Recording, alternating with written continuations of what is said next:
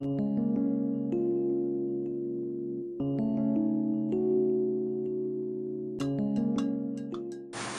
name is Kyle Schutte. I'm the executive chef here at 5420 in Hollywood, California.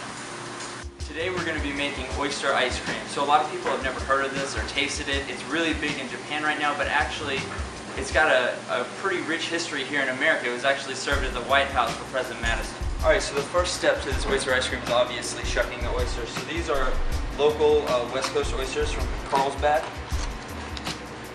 So we want everything we can get. The brine, the liqueur, the meat, the muscle, just everything. Okay? So when you're shucking oysters, you want to be very careful. I like to take a towel, roll it up, put the oyster on there, and then cover the oyster. That way you're not going to gouge yourself. I'm going to take the tip of the oyster knife and put it right in this little crease here. And when you feel the groove, you're just going to pop it. Wipe it off real quick to make sure you don't get any shell in there. It's just that easy. So now that we've got our oysters shucked, okay, it's time to make the ice cream base. Simple 4 ingredients. Cream, milk, eggs, these are just yolks, okay, and sugar. Now even though this is a savory ice cream, you gotta put sugar in, otherwise it's just gonna turn to a rock in the freezer. But we obviously reduce the amount of sugar, it's just a little bit of salt. Now we're gonna puree this. Alright, so now that we've got our ice cream base pureed, we're gonna take a vacuum bag, add the oysters, the oyster liqueur. And now we're gonna add our ice cream base. Now that we've got everything in the bag, it's time to seal it up.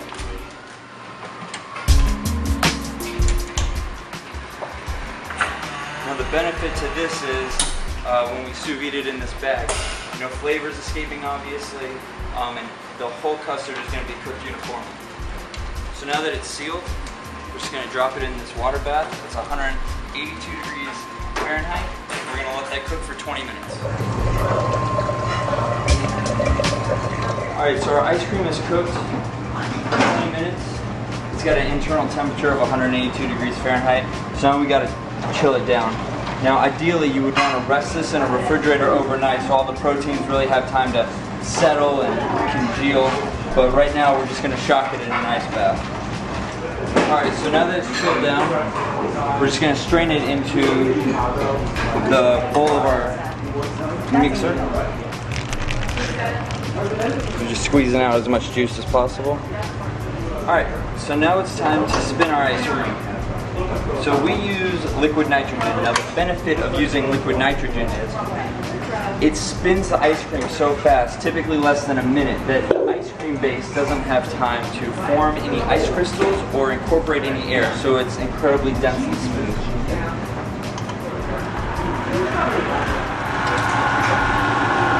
So we're just pouring the nitrogen straight into the base. The nitrogen evaporates out, leaves nothing behind but frozen ice cream.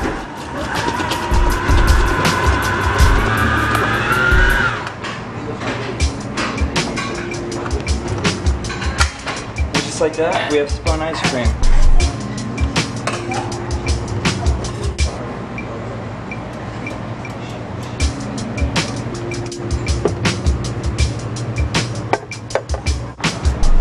Just like that, we have our oyster ice cream.